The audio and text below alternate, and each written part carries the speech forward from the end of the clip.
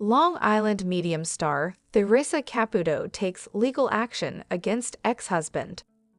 Popular television star Theresa Caputo has filed a defamation lawsuit against her ex-husband Larry Caputo, accusing him of interfering with her business dealings. However, Theresa's children were not happy with this decision. They tried to convince their mother, "Mom, there's no need to do this. He's our father, not someone far away." But Theresa wouldn't listen to anyone. In the end, she stood firm in her decision and took legal action. Theresa Caputo sat in her lavish Long Island home, staring at the legal documents spread across her dining table. The flickering candle beside her cast long shadows on the wall, mirroring the storm brewing inside her heart. She had made her decision. She was taking legal action against Larry, the man she had once loved, the father of her children. Victoria and Larry Jr. stood in front of her, their eyes pleading. "Mom, please," Victoria said softly, her voice trembling. "He's our father, not some stranger. Do you really need to do this?" Theresa looked up, her heavily lined eyes filled with both determination and sorrow. "You don't understand, sweetheart. He's been spreading lies, interfering with my business. It's not just about me, it's about my career, my reputation." "But he's hurting too," Larry Jr. argued. "You two were married for decades. This isn't just business, it's family." Theresa sighed, rubbing her temples. She could feel the presence of spirits around her, whispers from the other side, as if even they had opinions about the lawsuit. For years, she had trusted her intuition, believing that the universe guided her choices. But this felt heavier, more personal. Later that night, she sat in her reading room, her mind swirling with memories. Larry laughing at one of her bad jokes, the way he used to hold her hand during their long drives, the fights, the misunderstandings, and the love that had faded into something unrecognizable. A gust of wind passed through the room, and Theresa closed her eyes, focusing. A familiar energy surrounded her, comforting yet bittersweet. "Theresa, let go." Her breath caught in her throat. It was a voice she had known all her life, yet it wasn't from this world. It was her grandmother's spirit, the one who had first told her she had a gift.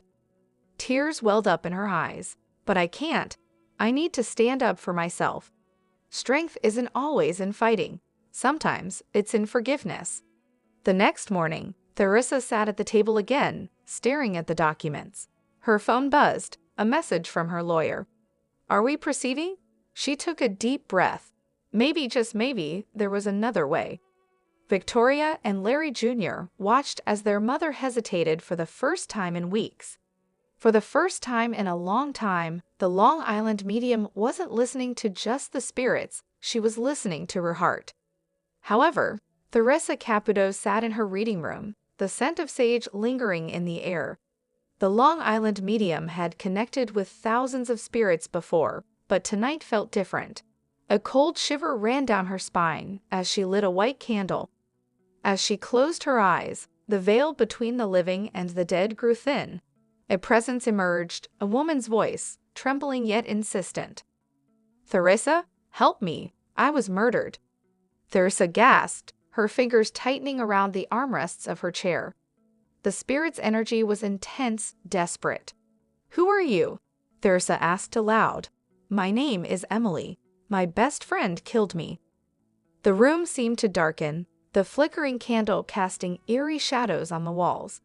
Images flooded Theresa's mind. Two young women laughing over coffee, a sudden argument, a push, and then darkness. "She said it was an accident," Emily whispered. "But it wasn't. She planned it." A chill ran through Theresa's body. She had encountered tragic deaths before, but betrayal like this was rare. "She got away with it, Theresa. Everyone believed her lies. But I need justice. I need you to tell my family the truth." Theresa hesitated. It was one thing to pass on messages of love and closure, but exposing a murderer, that was dangerous. "Please," Emily begged. "She has to pay for what she did." Theresa took a deep breath. If she had learned anything from her gift, it was that the dead never truly rested until their story was told. The next day, she made a call to a grieving mother. And as the truth unraveled, Theresa knew some spirits never stop speaking, especially when justice is unfinished. However, the bridal shower was in full swing at a cozy event hall on Long Island. Laughter and clinking glasses filled the air as guests admired the elegant decorations, soft pink and gold hues, fresh roses, and a towering cake adorned with delicate sugar flowers. The bride-to-be, Lisa, sat at the center, glowing with happiness as she unwrapped gifts from her closest friends and family. Just as Lisa was about to open her next present, the doors swung open, and in walked a woman with a signature blonde bouffant and sparkling energy, Theresa Caputo, the Long Island medium. Gasps filled the room, followed by excited murmurs. "No way," someone whispered. Lisa's best friend, Gina, stood up, beaming.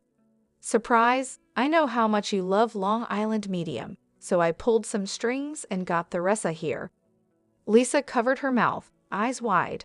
"Oh my God, are you serious?" Theresa grinned. "Hi, sweetheart.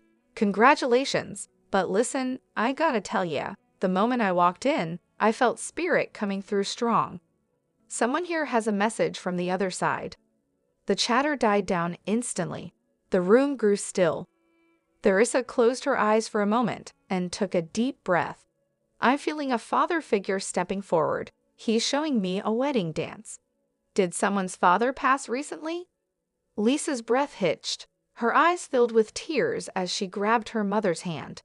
"My dad, he passed away last year." Theresa nodded. "He's here, honey. He wants you to know that even though he can't walk you down the aisle physically, he will be there. He keeps showing me a white rose. Does that mean anything to you?" Lisa sobbed. "His favorite flowers were white roses. I was planning to put one on my bouquet in his memory." A collective shiver ran through the room. "He's saying, 'That's perfect, sweetheart. I'll be right there with you.' And he's showing me a song, something about dancing. Did you pick a song for the father-daughter dance?" Lisa's voice trembled. "I was going to dance to What a Wonderful World in his honor." Theresa's eyes softened. "He's singing it to me right now. He wants you to know he's so proud of you. And he's saying, 'Don't cry too much, or you'll ruin your makeup.'" Lisa let out a teary laugh, just like her father would have wanted. The entire room sniffled and wiped their eyes. The emotional weight of the moment was heavy but beautiful. Theresa smiled warmly. "Your dad loves you so much, and he just wants you to enjoy your day. He'll be there in every little sign, the white rose, the song, even the gentle breeze on your face." Lisa nodded, holding her heart. "Thank you, Theresa. This means the world to me." Theresa reached out and squeezed Lisa's hand. "Spirit works in amazing ways, honey. And today, your dad just wanted to make sure you knew he's never really left you." The room erupted in soft applause, and despite the tears, there was an undeniable sense of warmth and peace. Lisa's bridal shower had just turned into something much more, an unforgettable moment of love, connection, and a reminder that some bonds never break, not even in the afterlife. However, Jessica sat on the edge of her bed, clutching the folded American flag she had received at the funeral. It had been 3 months since David, her fiancé, had been killed in action. 3 months of silence. 3 months of waiting for a sign that he was still with her in some way. But there was nothing, only emptiness. Her best friend, Emily, had insisted she come to the event that evening. "Just keep an open mind," Emily had said, handing Jessica a ticket to a group reading by Theresa Caputo, the Long Island medium. Jessica had never believed in mediums, but grief had a way of making people desperate. So that evening, she found herself sitting in a room filled with strangers, watching Theresa walk around, her signature blonde hair towering above her petite frame. Suddenly, Theresa stopped mid-sentence and turned toward Jessica. "Sweetheart, can I come to you?" she asked. Jessica's breath caught in her throat. She nodded hesitantly. "There's a young man here in uniform. He's showing me a ring. Did you two talk about getting married?" Jessica's hands flew to her mouth. "David." Tears welled in her eyes as she whispered, "Yes." Theresa smiled softly. He says, "Tell my girl I kept my promise. I never left her." Jessica sobbed. He's talking about a letter. Did you recently find something of his? Jessica nodded, unable to speak. Just last night, she had found an old note from David in one of his jacket pockets. It simply read, "Forever, my love." He wants you to know he saw you reading it. And he held you while you cried. Jessica closed her eyes, feeling warmth spread through her chest, as if David were wrapping his arms around her once more. For the first time since he left, she believed. However, it was a crisp autumn afternoon in Long Island, and Theresa Caputo was buzzing with excitement. Her daughter, Victoria, was getting married, and the Long Island medium herself had left no stone unturned to make sure the wedding was nothing short of magical. The venue? A grand estate overlooking the ocean, decorated with cascading white roses, twinkling fairy lights, and, of course, a little spiritual energy. As guests arrived, Theresa made her rounds, hugging friends and family, her signature blonde hair as high as ever. She had been feeling a strong presence all day, but she kept it to herself. After all, today was about Victoria. Then, just before the ceremony began, she felt a familiar presence behind her. Turning around, she found herself face to face with her ex-husband, Larry. It had been a few years since their divorce, but time had softened the edges of their relationship.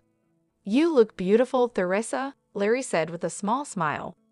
She smirked, smoothing out her sequined gown. "You don't look so bad yourself, Larry." They stood in silence for a moment, watching their daughter laugh with her bridesmaids. There was a time when they had imagined this day together, as husband and wife. Things had changed, but one thing remained the same: their love for Victoria. "You okay?" Larry asked, sensing her emotions. Theresa nodded. "Yeah, just thinking about how fast time flies." Larry chuckled. "Tell me about it. Feels like just yesterday she was running around in diapers." As the ceremony began, Theresa took her seat next to Larry.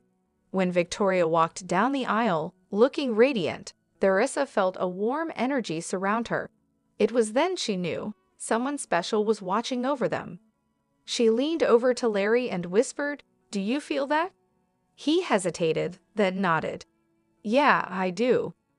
They smiled at each other, knowing deep down that even though their marriage had ended, they would always be connected, not just through their daughter, but through something much bigger than themselves. And as Victoria said, "I do," Theresa wiped away a tear, grateful for the love that never really fades. However, Scott Evans had always been skeptical about the afterlife. As a TV host, he had interviewed countless celebrities and experts, but nothing prepared him for the day he met Theresa Caputo, the Long Island medium. It started as a casual segment on Access Daily. Theresa sat across from Scott, her signature blonde hair and sparkly nails as vibrant as ever. She smiled knowingly. "Scott, before we there's a strong presence here," she said, tapping her manicured fingers on the table. Scott raised an eyebrow. "Oh, who's visiting us today?" He half joked, though a part of him felt an unusual chill.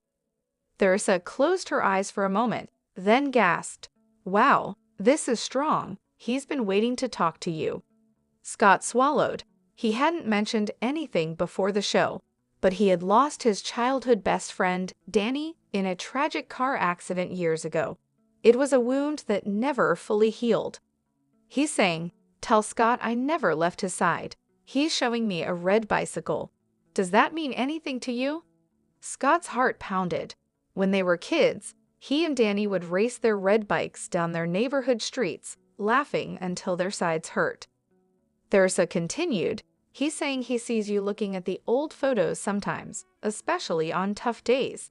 He wants you to know he's proud of you." Scott's throat tightened. He had a framed picture of them as kids on his desk at home. No one knew how often he glanced at it for comfort. Theresa's expression softened. He's saying, "You were always the brave one, Scott, but it's okay to miss me." A lump formed in Scott's throat, and for the first time in years, he allowed himself to feel the loss. "Thank you," he whispered, voice thick with emotion. Theresa smiled gently. "He's always with you. You just have to listen for the whispers." As the cameras kept rolling, Scott knew that, for the first time, he truly believed. However, Theresa Caputo, the Long Island medium, had always felt an unbreakable connection with the spirit world. But after her recent surgery, a routine procedure gone slightly complicated, something felt different. As she rested in her Long Island home, wrapped in a soft white blanket, she picked up her phone and hesitated before scrolling through her messages. Her fans had been sending love and prayers, but there was an unsettling energy in the air. Her head felt lighter, almost as if something inside her had shifted. That night, as she lay in bed, a strange vision overcame her. She wasn't asleep, but she wasn't awake either. A soft golden glow filled the room, and from within it, a figure emerged, a woman, her face familiar yet unplaceable. "Theresa," the woman whispered, "you've been given a new gift." Theresa sat up, her heart pounding. "Who are you?" The woman smiled. "You've seen me before, in your dreams, in your readings, but now you'll see more." Suddenly, images flashed before Theresa's eyes, scenes of people she had never met, spirits she had never spoken to. Their voices overlapped, their emotions washing over her like waves. It was overwhelming, intense, and yet beautiful. The vision faded, and Theresa found herself gasping for air. She touched her forehead, her pulse racing. The next morning, as she sipped her coffee, she hesitated before making her first call of the day, a woman who had lost her husband years ago. "Listen," Theresa said, gripping her phone. "I don't know how to explain this, but I saw something last night, and I think your husband has a message for you." The woman on the other end sobbed. "I've been praying for a sign, Theresa." Theresa took a deep breath. Whatever had changed inside her during surgery, it had brought her closer to the spirit world than ever before. And she knew one thing for sure, this was only the beginning. Hello lovely viewers, welcome to my channel. I am Mina. Hope your day is so well. If you like the video, don't forget to subscribe the channel